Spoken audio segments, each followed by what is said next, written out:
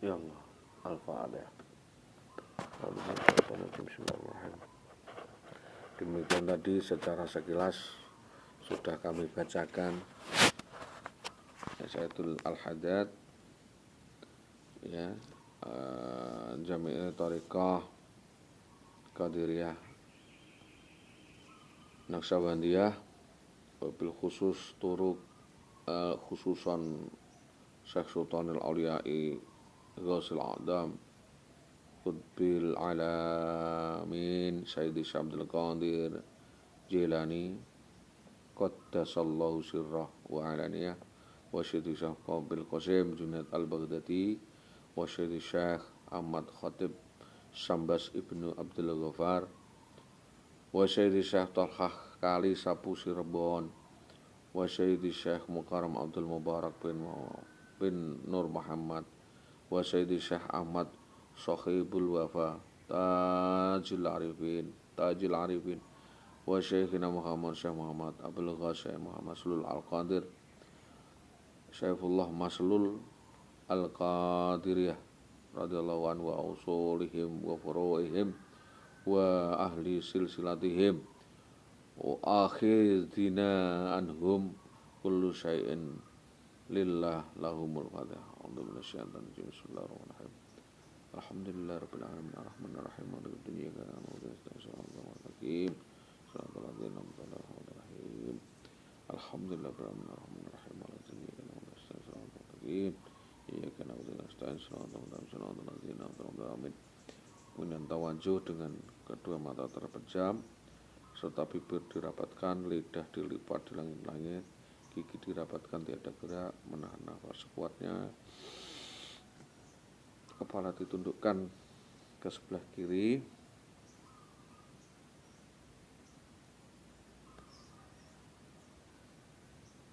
Sebelah kiri ya Allah.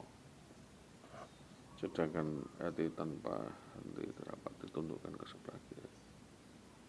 Tundukkan ke sebelah kiri. Sedangkan hati tanpa berhenti berzikir khafi sekuat-kuatnya Allah ya Allah ya Allah. Ini adalah kitabnya.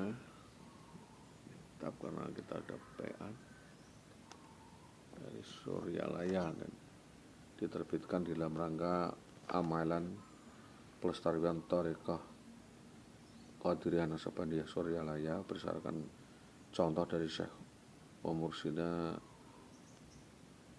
TKN Mahat Suryalaya Sayyidi Syekh Abdul Ghas Saiful Maslul Al-Qadiri Al-Kamil Al-Mukamil An-Naqsabandi Al-Muwafiq Al-Muwafaq Al-Muqataki Al-Muttaqi Al-Mujaddid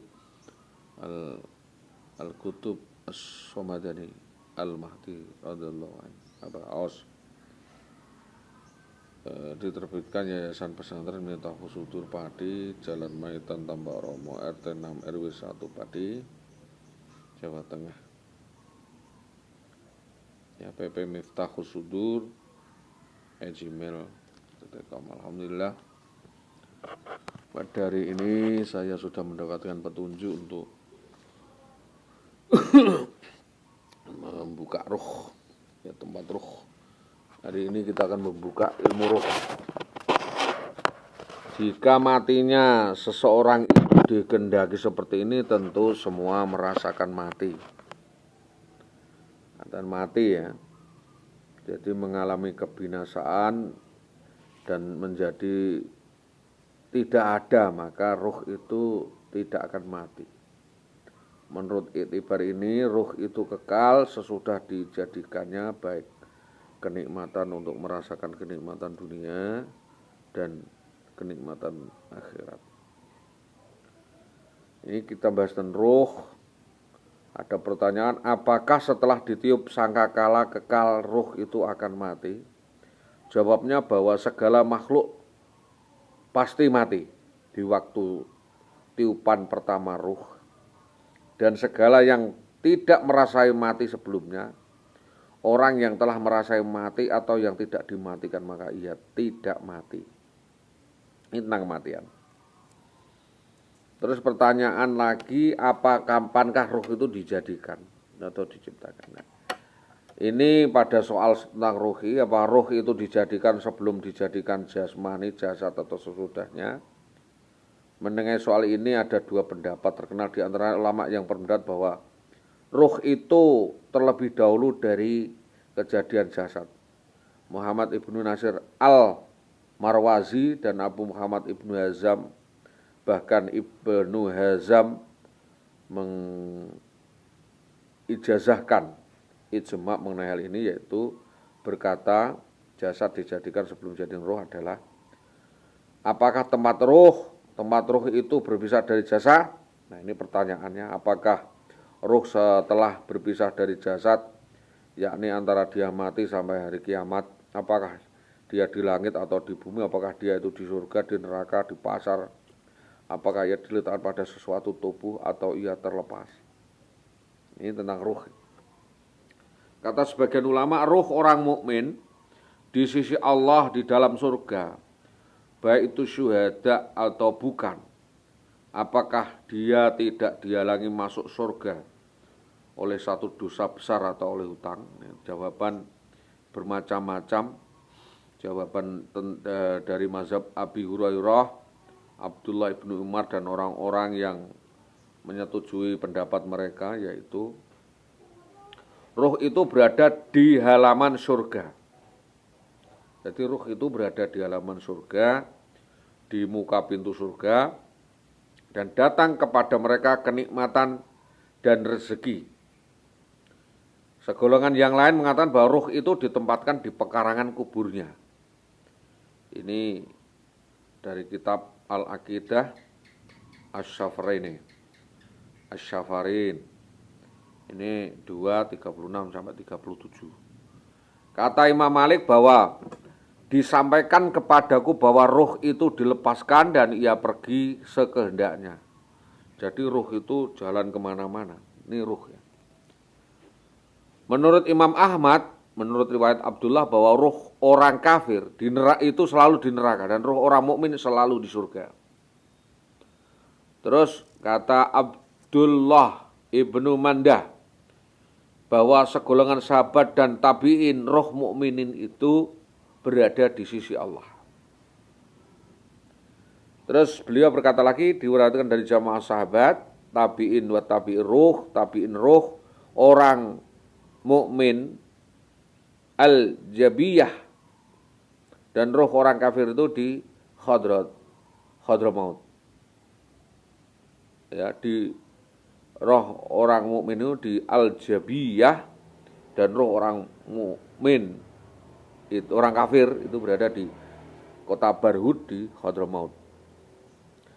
Lalu kata Sofwan ibnu Amir, saya bertanya kepada Amir ibnu Abdullah Abul Jaman, apakah ada tempat berkumpul bagi jiwa orang mukmin? Maka Abul Jaman ini menjawab, bahwasanya bumi yang dikatakan Allah dengan firman-Nya, bahwa bumi dipusakai, dipersenjataan oleh hambaku yang saleh. Itulah bumi tempat berkumpul jiwa yang mukmin ketika terjadi peristiwa hari kebangkitan. Kata segolongan yang lain bahwa ruh orang mukmin itu berbeda dengan ruh orang kafir. Ruh orang mukmin berada di sebelah kanan Adam dan ruh orang kafir di sebelah kiri Adam. Kata Ibnu Hazam dan orang yang sependapat dengannya bahwa ruh itu bertempat di tempat ia berada sebelum dijadikan jasad. Ruh itu ada sebelum jasad dan dia akan kembali. Innalillahi, ini dalilnya ada innalillahi wa inna ilaihi rajiun. Jadi dia itu dari ruh dan kembali kepada ruh. Jadi ruh itu diberi tempat namanya jasad. Nanti pada saat jasad ini rusak, maka ruh itu akan kembali. Ini ruh itu akan kembali. Ruh itu diciptakan dari apa? Kalau jadi getuk nanti ya kembali menjadi telo gitu. Ya asalnya telo balik. Ruh itu asalnya kaya raya, maka dia akan kembali menjadi kaya raya. Ruh itu kalau pada dasarnya baik, maka dia akan kembali menjadi baik. Jadi tergoda itu biasa. Bukan orang, bukan jin, bukan roh, bukan manusia, tergoda untuk memasuki wilayah-wilayah yang tidak patut, yang tidak wilayahnya, itu biasa. Ini namanya pertobatan. Atau tabatan nasuh, sudah sampai, sudah berhenti di situ. Terus menurut pendapat Ibnu Qayyim, ya, jumhur ulama mengatakan bahwa ruh itu dijadikan sebelum dijadikannya jasad. Dia tidak mempunyai dalil, baik dari kitab, dari hadis, sunnah, dan juga tidak mempunyai dalil ijma. Kecuali apa yang mereka pahami dari nas yang tidak tegas menunjuk kepada pendapat mereka itu. Lalu kata segolongan ulama, tempat ruh sesudah bercerai-berai dari badan, ya, adamul mahal atau ketiadaan yang sama sekali. Kata yang lain adalah tempat ruh sesudah mati adalah badan yang bukan badan ini. Ada yang mengatakan ini mungkin Buddha, reinkarnasi. Kalau dia itu hidupannya seperti kucing, dia akan masuk ke badan kucing.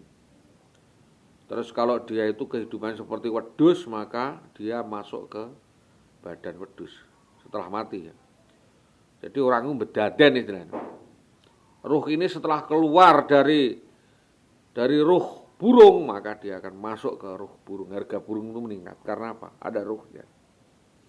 Maka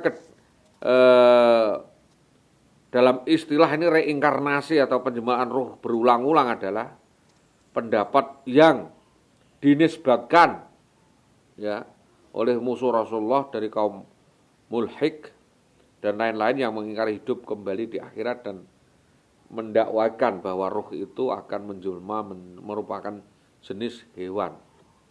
Ini reinkarnasi menjelma ruh, ya, menjadi hewan, binatang-binatang kecil, melata, burung-burung, sudah ia bercerai dari badan. Kata mereka lagi bahwa sesudah ruh itu bercerai dari badan, ia berpindah ke badan binatang, lalu mendapat nikmat atau mendapat azab, disembelih, dimakan, dan kemudian ruh itu bercerai-berai lagi, kemudian mendapati badan lain, lalu masuk lagi bercerai-berai sesudah amalnya dan akhlaknya, dan begitu seterusnya. Jadi lelah dia. Ada lagi yang mengatakan reinkarnasi ini batal karena karena salah dengan apa yang telah diittifak oleh para rasul dan para nabi. Mereka telah kafir kepada Allah dan akhirat karena mengatakan bahwa ruh sesudah bercerai-berai dari badan asli ialah badan binatang. Dan sesuainya untuk cerita Israiliyah. Percaya terserah enggak, terserah, kita enggak mengajak untuk orang itu percaya. Lalu pendapat ini pendapat yang sebatal-batalnya, lucu. Lalu seiring dengan pendapat ini, pendapat orang yang mendakwakan bahwa ruh itu lenyap atau hilang, moksa. Ini bersama-sama dengan matinya urah, tidak ada lagi ruh yang mendapat nikmat atau azab karena nikmat itu jatuh dari bagian tubuh atau sebagian dari tubuh, baik pada ujung tulang dan sebaliknya. Allah menjadikan padanya kepedihan, kenikmatan, kelezatan baik dengan perantara untuk mengembalikan hidup dan bukan dengan mengembalikan hidup.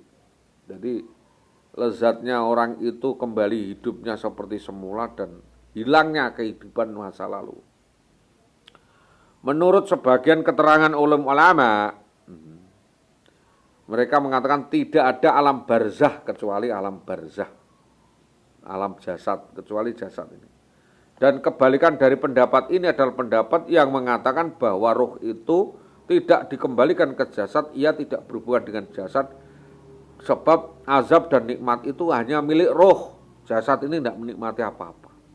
Ini ada lagi pendapat yang lain bahwa inilah agak mutawatir, bahwa azab itu atas ruh dan badan bersatu atau berpisah. Pendapat yang mengatakan bahwa ruh mukmin berkumpul di sumur Zam-Zam. Tidak ada dalil yang menunjuk, baik dari kitab maupun sunnah, wajib kita taklid kepadanya atau tidak ada pendapat sahabat yang wajib untuk dipercaya. Fa idza jaa rajulun Fa idza rajulun qaidun ala yaminihi aswidatun ala yasarihi aswidatun idza nadhara qibalan yaminihi dhahikan wa idza nadhara qibalan yasarin bahkan qultul Jibril man hadza qala hadza Adam wa hadhi aswidah an yaminihi wa shimalihi nasamu banihi falul yamini minhu alul jannah wal aswidatu allati an shimalihi alun nar. Menurut Ibnul Qayyim dalam kitab Ar-Ruh ya, sekumpulan pendapat yang diketahui di dalam masalah ini, jika yang dikehendaki oleh Abdullah ibn Amr al-Jabiyah tamsil tasbih ini ada ia berkumpul di tempat yang luas menyerupai al-Jabiyah.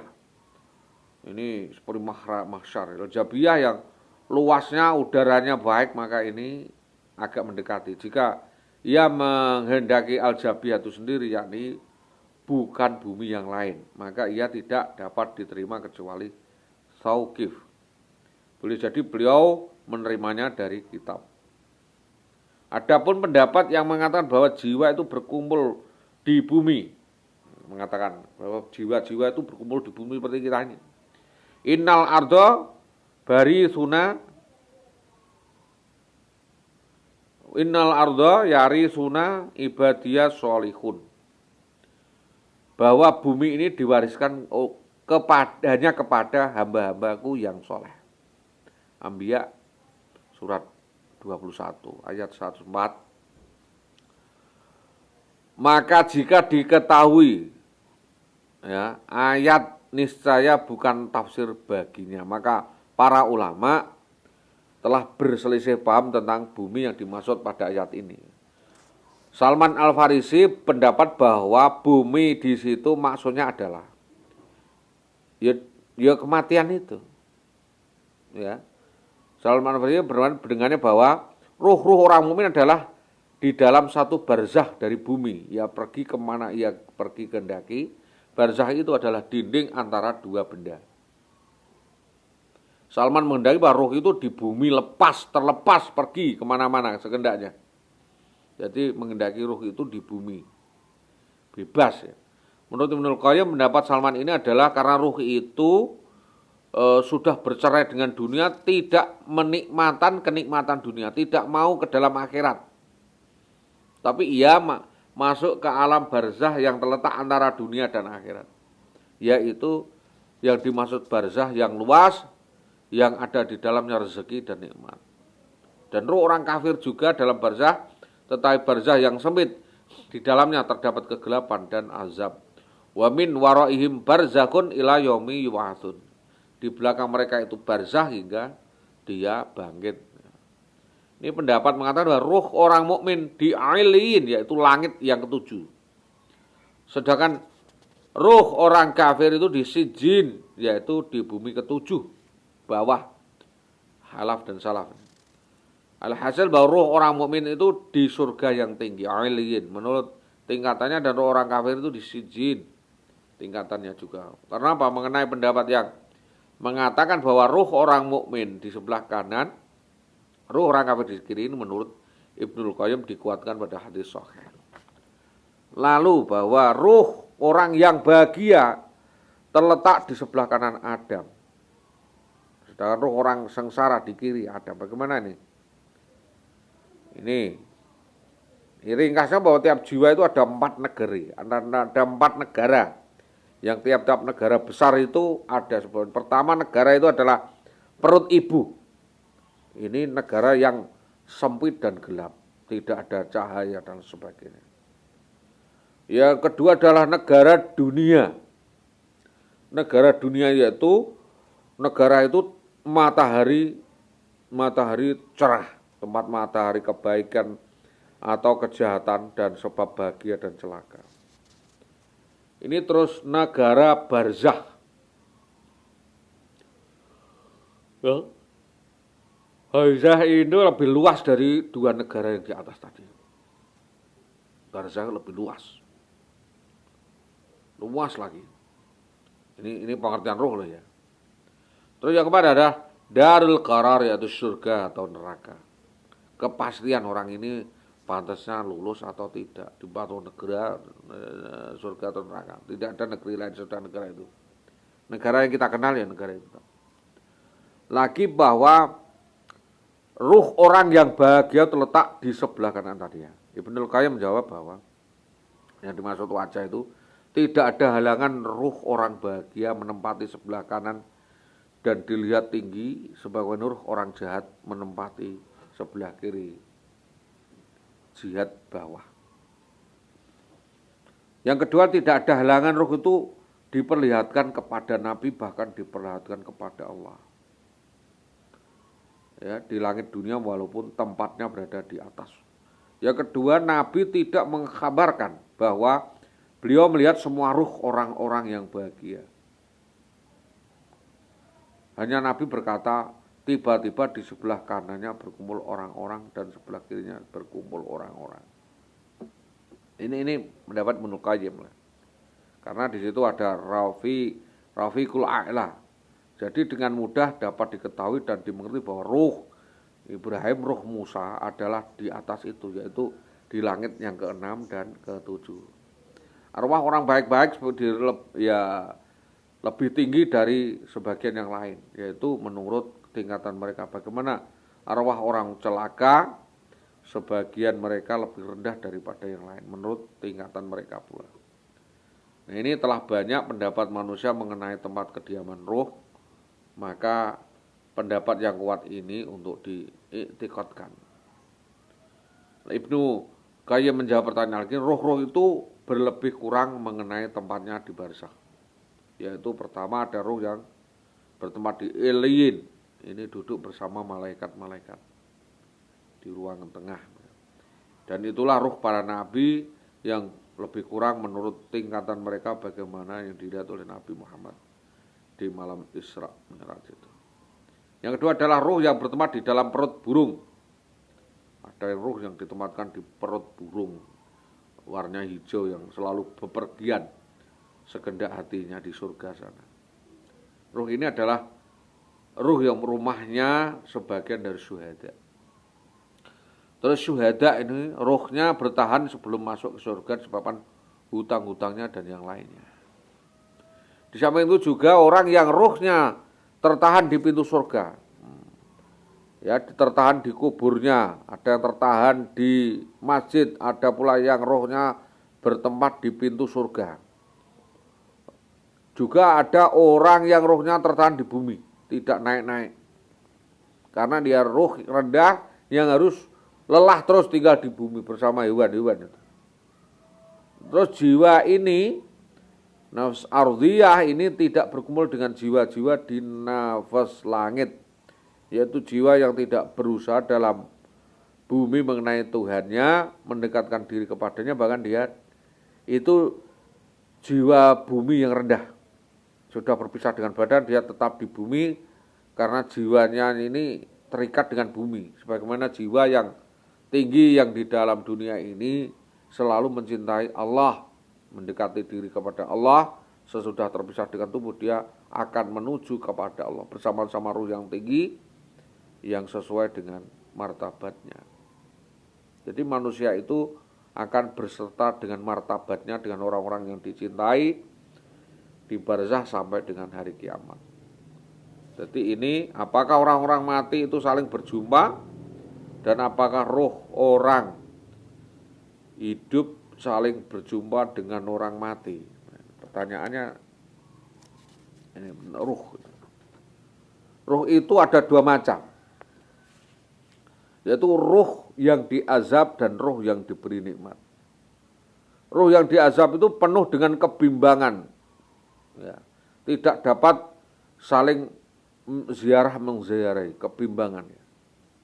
Tidak bisa saling bertemu karena ini terpenjara oleh tempat tertentu, keadaan tertentu, sibuk dengan keadaan tertentu. Dan ruh yang diberi nikmat itu ruh yang terlepas, tidak tertahan. Ruhnya lepas, merdeka. Inilah yang sering kita jumpai, yaitu orang itu saling ziarah menziarahi, memperkatakan tentang apa yang baik yang berlaku di karunia di dunia dan apa yang telah dilakukan ahli dunia. Bahwa tiap-tiap ruh menjadi teman bagi ruh lainnya yang sekafa. Jadi namanya ruh ar-rafiqul a'la. Itu ada 3 macam. Itu dia akan bertemu dengan Allah, bertemu dengan setan, atau bertemu dengan pembicaraan nafsu. Ya. Ini betul-betul mimpi. Mimpi itu yang betul adalah ilham yang ditampakkan Tuhan ke dalam jiwa hambanya, itu diucapkan oleh Tuhan kepada hambanya di waktu ia tidur. Sebagaimana diterangkan dalam Sahabadi Ubadah, Sahabat Ubadah Ibnu Samit. Terus perumpamaan kiasan-kiasan yang dibuat oleh malaikat pemegang mimpi. Yang kita adalah perumpamaan ruh orang yang tidur dengan ruh orang yang mati, dari keluarganya, kerabatnya, sahabatnya, dan lainnya. Naik ruh ke hadirat Tuhan. Lalu masuk ruh ke dalam surga dan irji'i ila rabbika radhiyatan mardiyah fadkhuli ibadi fadkhuli jannati. Masuk ke surga dan dipersaksikan oleh sahabat-sahabat itu orang masuk surga. Terus ruh orang-orang yang hidup saling berjumpa di dalam tidur. Sebagaimana ruh orang hidup yang saling berjumpa pada saat masih hidup. Setengah keterangan ulama salaf, ruh itu berjumpa di udara, lalu terjadilah saling tukar menukar, kenal mengenal, memperkatakan sesuatu yang menyenangkan. Ya, tidak ada salah pokoknya. Maka datanglah kepada malaikat mimpi, lalu menerangkan kepadanya apa yang sedang dijumpai akan baik, yang bersifat baik maupun bersifat buruk. Allah ini sudah menyerahkan sepenuhnya kepentingan orang itu kepada seorang malaikat yang diberi tahukan kepadanya tentang keadaan seorang tertentu. Maka malaikat itu datang dalam mimpi memberi kabar supaya hamba itu berusaha menghindarkan diri. Kata As-Safarini ahli hadis pendapat bahwa segala yang diterima dari Allah, dari Nabi, sanadnya sahih, harus dipandang benar dan wajib diiktikad, diimani. Jadi ini iman kepada yang sesuatu yang meragikan boleh. Mengimani sesuatu yang tidak bisa dipercaya juga boleh. Sudah tidak percaya neng iman. Setan itu ada. Kan orang percaya karo setan. Neng orang percaya karo setan. Neng iman bahwa setan itu ada, itu boleh. Jadi orang percaya karo malaikat boleh. Karena kita manusia, punya bisikan tersendiri, bisikan insani. Tapi kalau bisa percayalah kepada malaikat, percaya kepada Nabi, percaya pada kitab Allah, percaya kepada Allah dan qada qadarnya Allah. Ini menuju iman aja. Ini penjelasan saya ini, kalau orangnya tidak terbuka pemikirannya dan ilmu usulnya, usuluddinnya hancur, akidahnya hancur.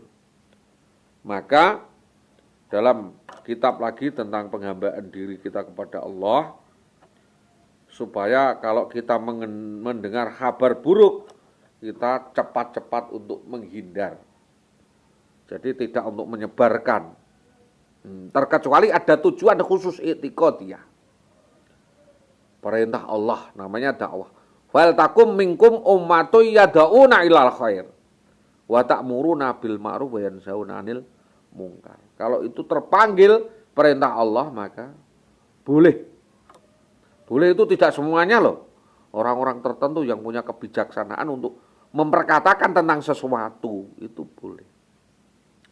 Lalu menurut ulama As-Safarini, ini pendapatnya ini, bahwa seluruh ahli hadis berpendapat segala yang diterima dari Nabi yang jelas sanadnya yang sahih atau hasan harus dipandang benar, wajib diiktikadkan dan diimani. Ini perintah Allah. Jadi percaya kalau setan, demit, jin itu ada, boleh. Tapi mempercayai jin ini tidak boleh. Percaya Kalau jin, setan, iblis, demit, tuyul, wewe gombel, belelek, gendruwo, ya, tetean, pontongan, balungan, tengkorak, terus gludung pecengis, boleh. Jadi boleh.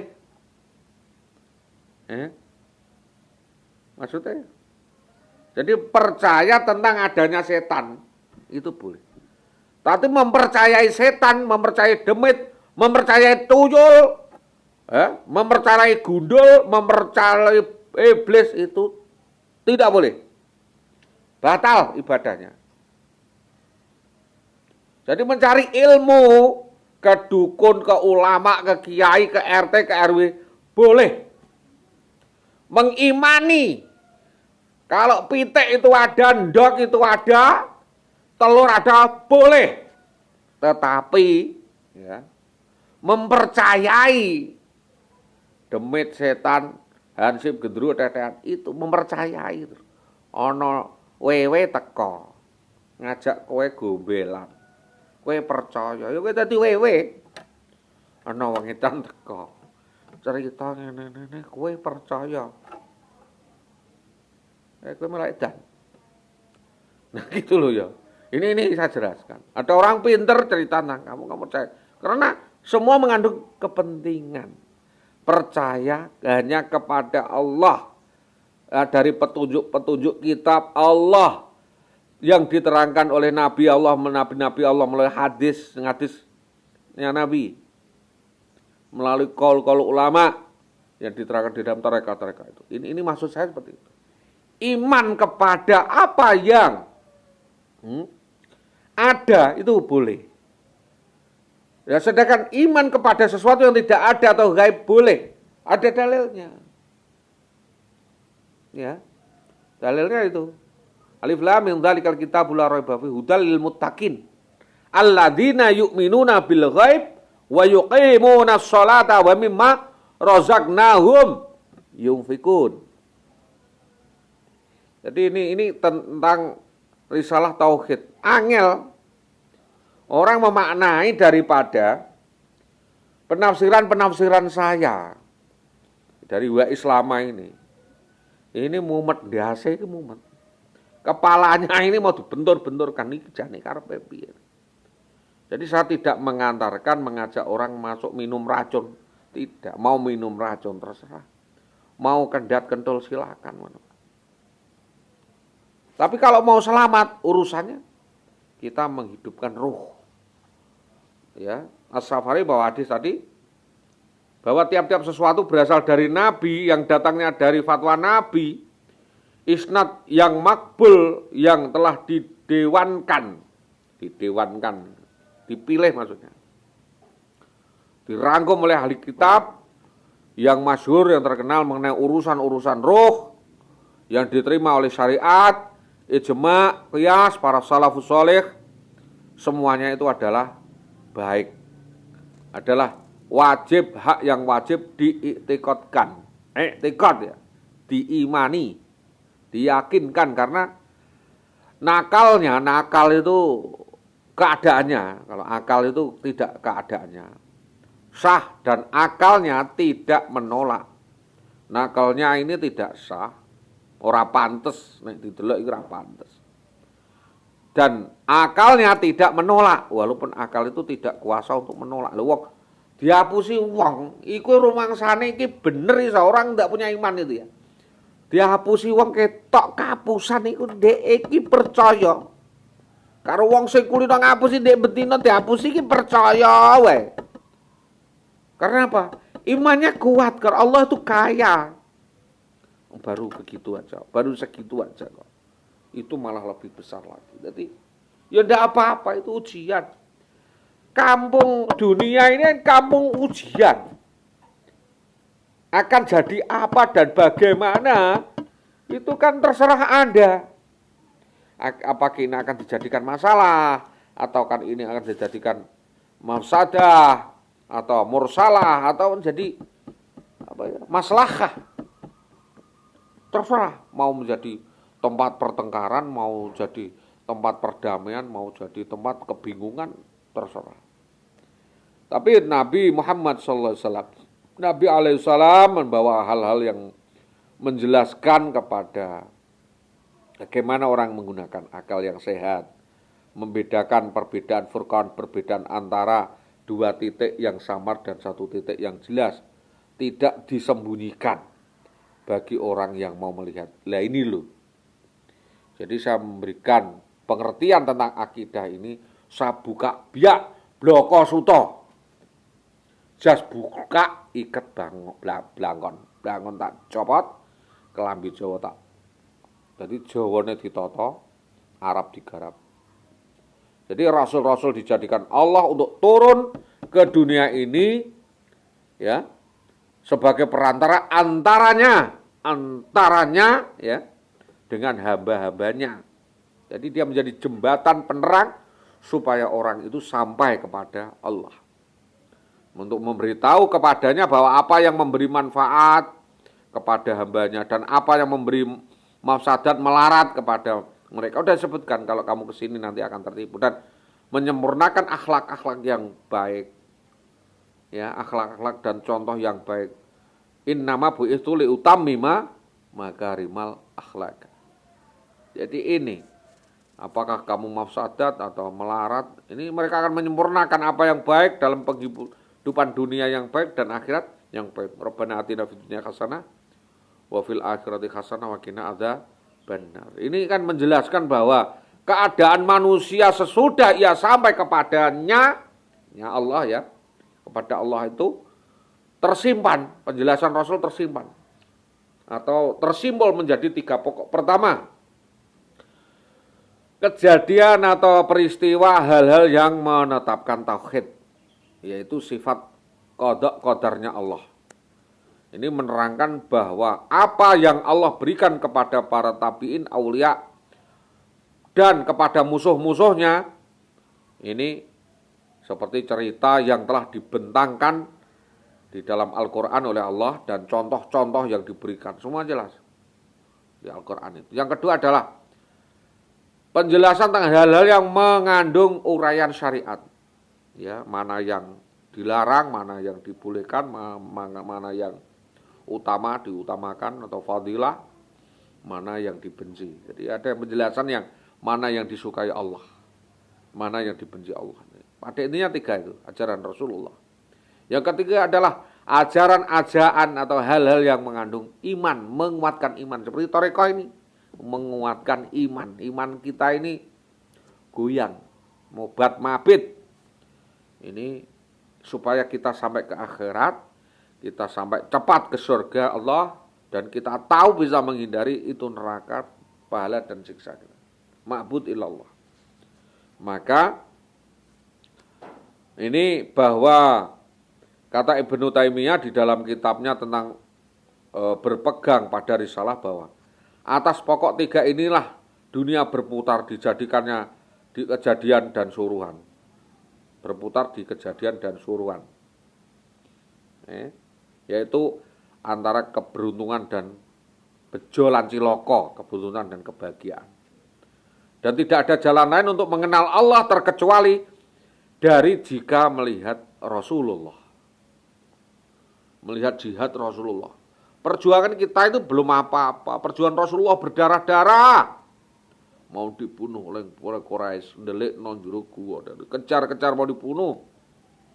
Masya Allah. Berat. Terus akalnya nggak nyampe, tidak mengetahui penjelasan, nalar hakikatnya, pengenalan hakikat, walaupun dia tidak mengetahui jalan kejahatannya, seperti orang sakit. Ini yang mengetahui tentang sakit itu kan dokter. Tapi dia merasakan, pasiennya itu merasakan. Presiden, ya, kebijaksanaannya yang merasakan itu rakyat. Gitu loh. Yang melihat bahwa itu bijaksana, itu orang lain. Presidennya cuma wayang dijalankan oleh kehendak yang di atas. Ya, orang sakit yang mengetahui bagaimana perjalanan kehajatannya kepada obat, kebutuhannya kepada obat. Ini yang membuat resep kan dokter. Dan orang-orang yang mengobatinya. Yang lain tidak mengetahui, ada tidak tahu ilmu pengobatan, tidak mengetahui penjelasan tentang sakit dan cara berobat. Yang sakit itu hanya bengok-bengok aku laraku no cengel rai kunung batuk rai kunung moto, maka spesialis mengatakan hati-hati dan spesialis ahlinya. Jadi pada keperluan hamba kepada risalah yang benar dan lebih besar dari keperluan sakit si dokter ini lebih penting. Ya, keperluan hamba ini lebih penting. Kenapa? Setinggi-tingginya azab yang diperoleh dan tiada ada tabib atau penyembuh ya, ialah matinya badan. Azab wong loro itu kan matinya badan. Tapi apabila tidak diperoleh cahaya risalah, matilah jiwa. Kalau mati badan saja tidak masalah karena sakit. Tapi kalau matinya jiwa itu tidak bisa diharapkan untuk hidup kembali selama-lamanya. Matinya badan, matinya jiwa ya wis bar, ora kena diceritakno. Tapi kalau ruh yang hayyun ruh, hayyun nu'man. Ini setinggi-tingginya roh yang diberi kenikmatan oleh Allah, merasakan rasanya dzauk, rasanya manisnya iman. Maka tidak ada